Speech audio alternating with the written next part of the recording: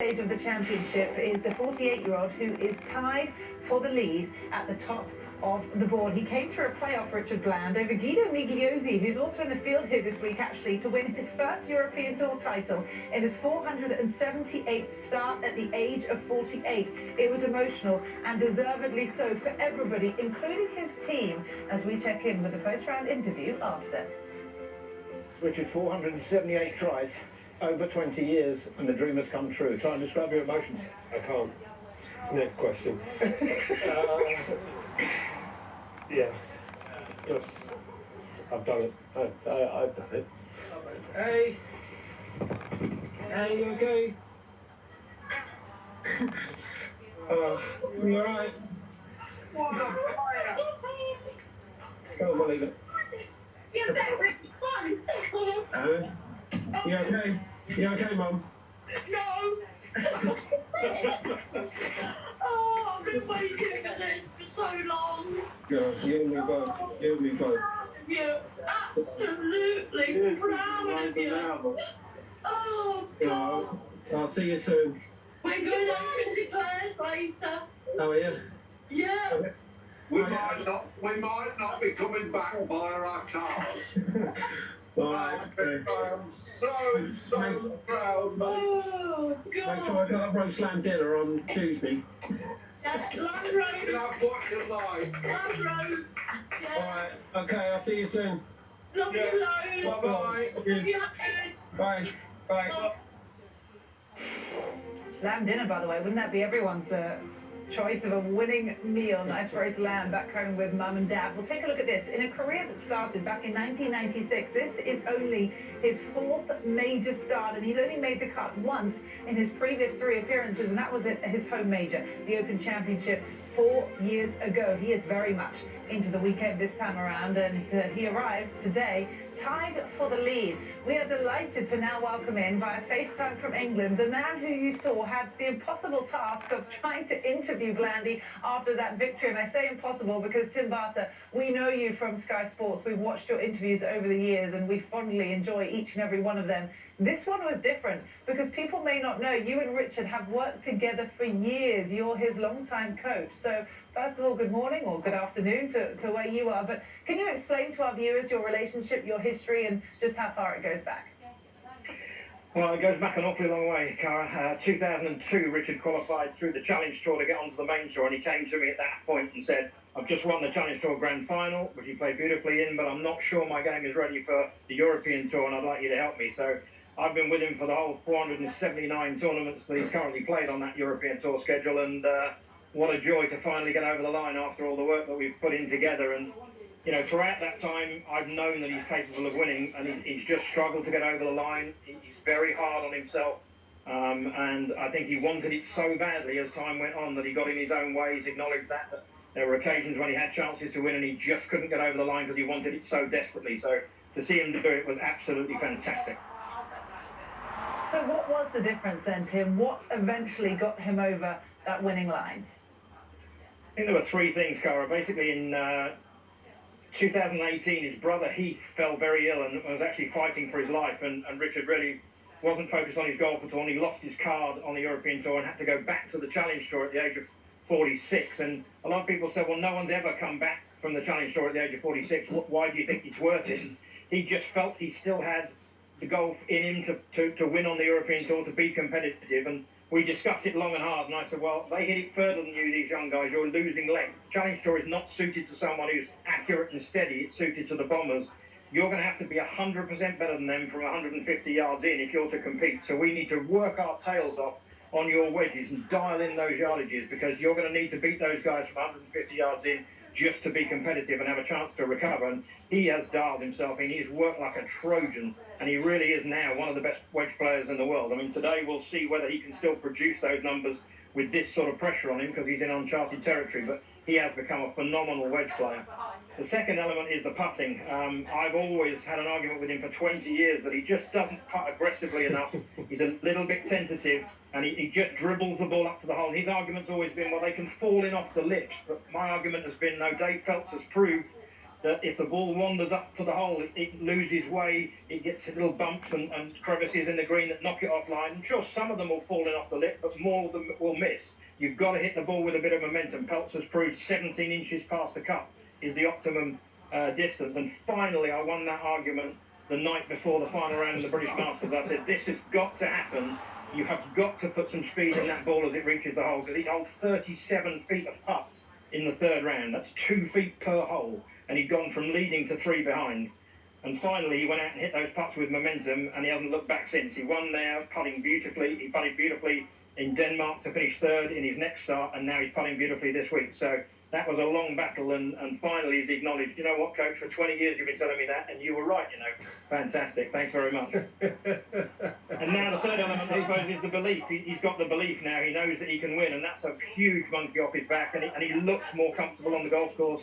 He's enjoying it. He's smiling. As I say, he's always been somebody who's been incredibly hard on himself and really hasn't given himself the opportunity to win. And if he can maintain that attitude over the weekend, and it's a huge ask, but if he did, he could actually win this thing. I actually genuinely believe he could win, but he's got to stay out of his own way. And he's in uncharted territory. I'm not sure he can do it. We'll find out.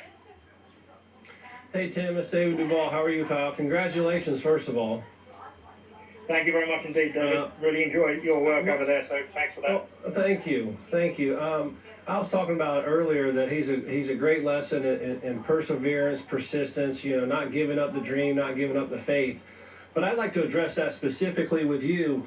Can you please explain how, after 478 starts, and through the course of this and getting to this point, how have you and Richard maintain that faith and maintain that belief that this is going to happen, and certainly at the advanced age of 48 in professional golf?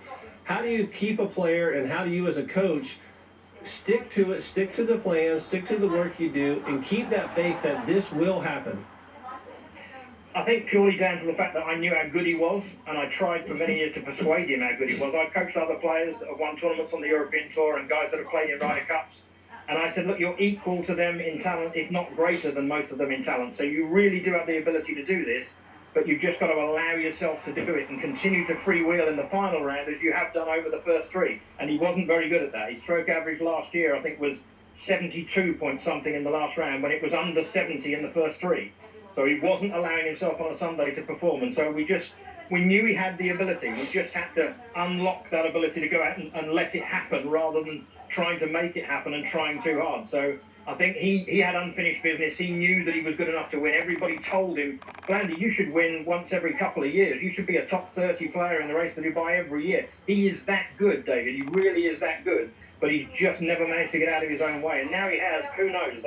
They may come. He may win again. He may win this. Who knows? But he finally has the belief and the freedom, I think, to play. Yeah, I love that phrase, get out of your own way. We talk about it all the time. Tim, hi, this is Aaron Oberholzer. Nice to talk to you. Congratulations on this win. We've seen some career kind of come up, and guys come resurrecting their careers through advanced analytics. Stuart Sink comes to mind with 2 wins on the US PGA Tour this year. Curious, you talked about his putting, and it's hard to teach an old dog new tricks, as they say, and to get someone out of what they've done their entire careers that they seem to think that works. How were you able to convince Richard to putt more aggressively? Well, as I said, it was a 20-year battle, so I'm not sure I did manage to convince him to most of that time. But in the end, it was literally a case of he completely outplayed everybody at the Belfry in the British Masters. He was so far ahead of them, tee to green, it was frightening. He was number 1 in all the stats. He was just outplaying them.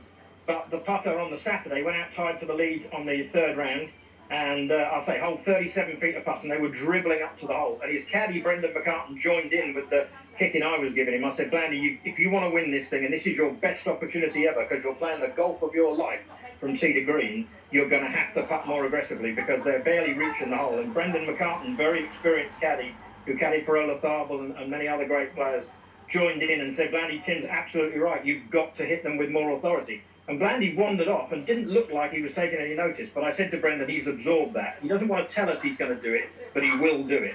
And the following day, went out, holed a couple of good putts early on, and he was away and said, okay, right, I've just got to put a little bit more acceleration into that blade, particularly when he's under pressure, because that's when, as you guys know more than I do, they tighten up a little bit, and if those putts are only barely reaching the hole in regulation play, when you come down the stretch, they start finishing short, and you do not win golf tournaments leaving putts short. So finally, he gave it a go because he was 3 shots behind, and I set him a target for the first time in 478 starts. I said, you need 66 to win today, and he held a 35-footer on the last green for 36 and won in a playoff for 66 and won in a playoff. So I should have done that before. If I'd done that in his first start, he nearly won the Irish Open. He nearly won the Irish Open in 2002 in his 15th start of his rookie season. He had a ball go right round in the hole and come out, and then lost in a playoff. But so we had to wait another 460 odd starts, but eventually it came.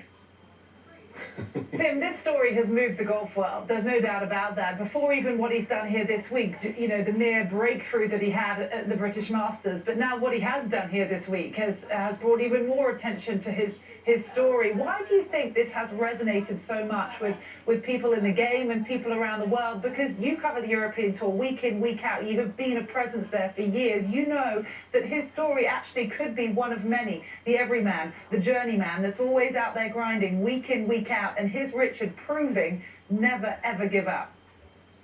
Well, as you say, he got over 1,000 messages of congratulations on his phone within the next 36 hours after the win. It was extraordinary. People from all over the world that he'd never even had any contact with. And I just think it's that underdog thing. We all love an underdog. We all love a guy who just keeps trying, battling away despite the adversity. And I think a lot of people knew the story of him going back to the Challenge Tour at the age of 46, when most people would have perhaps hung up the coat and said, you know what, I've had my time. I've won 5 million euros playing the European Tour. I've come close to winning. I've had lots of top tens. Now's the time to hang it up. And I think people really admired the fact that he said, no, I'm not done. I really genuinely believe I can be competitive and potentially win. And to go through that, the Challenge Tour isn't a pretty place. It's a brilliant breeding ground, but they're not pampered like they are on the main tour. They're not courtesy cars and fantastic ranges and everything done for them. It's a really hard grind. And I had so much admiration for him going back there. And I think people saw that. I think people heard the story and thought, wow, this guy deserves the credit, and he's inspired a lot of people to keep their journey going when they perhaps feel it's not going to happen for them. He's convinced them that if you stick at it and work hard enough, it can. Credit to you as well, Tim. Honestly, thank you so much for taking time out of your Saturday afternoon. Congratulations on what you guys have achieved as a team. I know you're going to be up late tonight, hopefully late tomorrow night. It's an 8-hour time difference from where you live to the west coast of the United States here, but good luck. We've enjoyed it. Everyone is, and he's got a new legion of fans, that's for sure, in part thanks to you. So big thanks, Barty, and we look forward to seeing you on Sky Sports coverage as we so often do. Really appreciate it. Fingers crossed.